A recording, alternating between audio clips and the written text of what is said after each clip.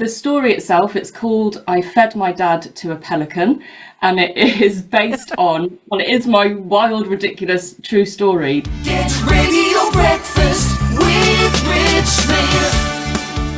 The reason I'm already smiling and already kind of instantly thinking where this conversation is going is due all to my next guest. We're speaking to Kayleigh Jones, comedian, who's got an amazing first solo comedy performance happening up at the Edinburgh Fringe.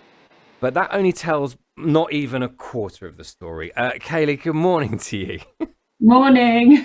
Thanks so much. Look, thanks so much for joining us this morning. I mentioned to you just before we came on air, the best way that I can set this up is just from the subject line of the email that you sent me, which was, local comedian takes wild true story to the Edinburgh Fringe. This story is pretty wild. Would you let's go back to it. Just try and explain to everyone this story that we're mentioning and how exciting it is to be going up to the Fringe as well with this first solo comedy show. Yeah, so the story itself, it's called I Fed My Dad to a Pelican, and it is based on, well, it is my wild, ridiculous, true story that begins in 2010 on Christmas morning, when I found out that the man I thought was my dad actually isn't, in quite a offhand kind of comment from my mum. It was very vague, a bit like, yeah, he's probably not your dad anyway. And then it kind of, yeah, I mean, that kind of gives you a bit of a insight into my background, I think. And there begins the kind of 7-year journey I then went on to find my biological father. Quite an offbeat journey to find him. Yeah, I mean, you say sort of offbeat, and you say sort of, off the cuff comments like, "Oh yeah, probably not that," but wow, I mean, like that for people who are sort of listening now and what have you, that is a change of trajectory. That is a wild difference and everything like that, and obviously quite a change, quite an emotional thing, quite a bonkers situation to be in.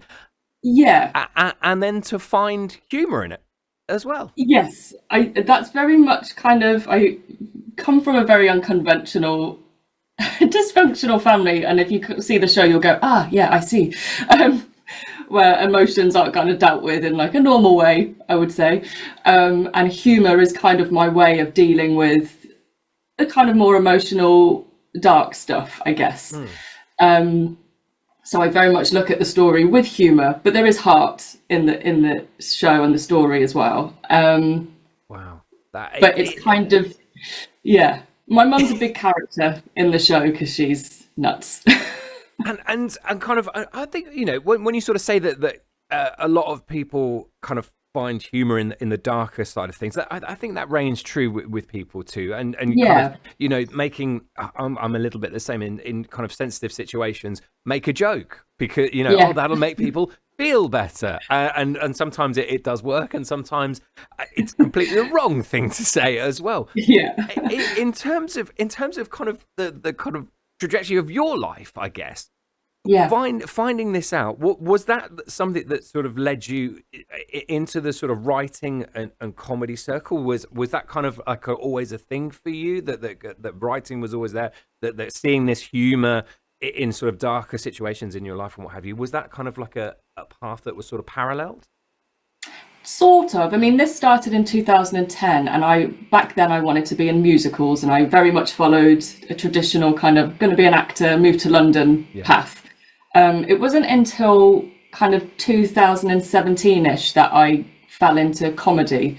It was actually, I was getting a spout of really ridiculous casting calls that are kind of tailored to women. Like, some casting calls are a bit ridiculous for women, if I'm honest. And I wrote this comedy song and I shared it online, and it did really well. And off the back of that, I entered the Musical Comedy Awards and got to the final of that. And from there I thought, oh, this might be my thing now. And I just naturally started writing comedy around the songs and performing that. And I have always lent to a storytelling style of comedy. And yeah, I think that's where kind of I started then to draw on my kind of, I guess, crazy life and bring that into my comedy. But yeah, I mean, I'm laughing at it, and forgive me. I guess that's the point, but kind You're of allowed going, to laugh. yeah, kind of going, yeah, I've got, the joker in my pack is, yeah, I have got that weird Christmas morning that I could maybe, I'll hold on to that one for a moment. But let's fast forward then to this kind of this journey that you mentioned in that subject line of the email that you sent.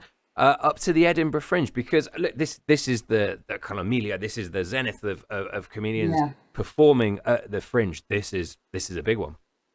It is, yeah. I think most people know it's very expensive, firstly, to do the Fringe, and it is the big one. So there's lots of fringes throughout the country and all over, but Edinburgh is the kind of one. It's a mammoth. You do it for the whole month. It's like a trade show for the arts.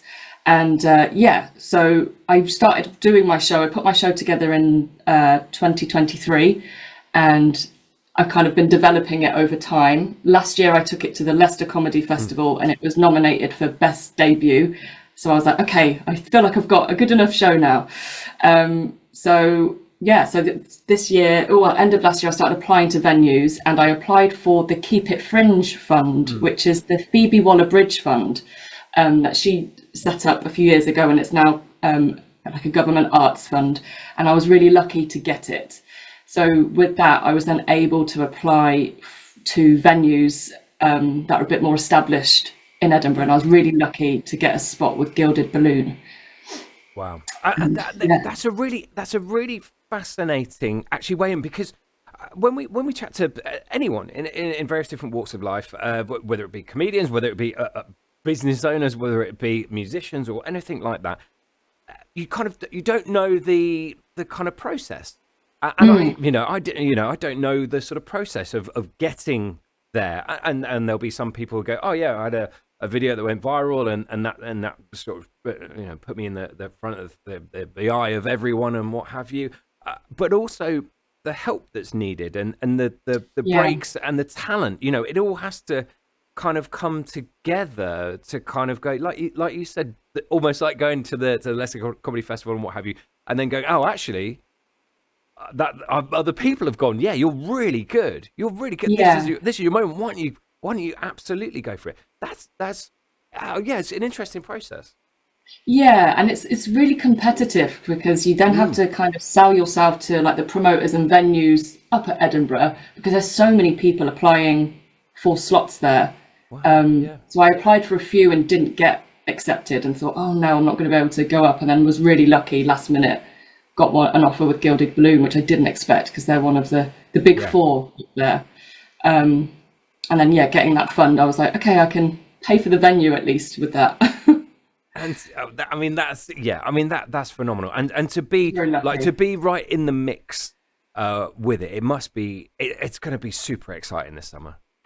Yeah, I'm really looking forward to it. I know it's going to be a bit of a slog, but I'm just looking forward to having every single day for like a month, just performing my show, just doing what I enjoy doing for a whole month, because I come from a working class background. So most of the time you're kind of juggling your passion with working, and you don't get to dedicate that much time to it. So to go up for a whole month and just be immersed in the arts and doing my show is, I'm really looking forward to that.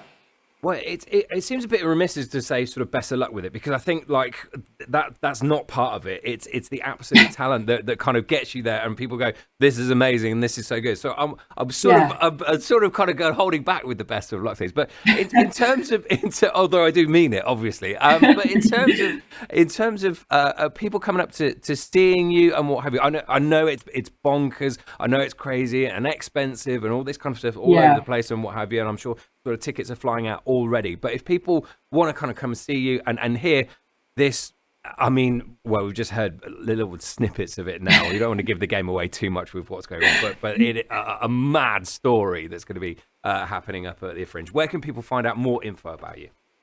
So on my website, which is www.kayleighjones.co.uk, and I've got all my show information on there. I'm doing a preview in Oxfordshire in July, on the 9th of July at the Goring Village Hall, and there's a ticket link on my website, and then all my Edinburgh information is on there as well. So if anyone's heading up to the Edinburgh Fringe, I'm there from the 30th of July to the 25th of August, 7 p.m. at the Gilded Balloon, And yeah, all the information is on my website, and we'll be sharing lots of it on my socials as well over the next month. I'll be insufferable, I imagine.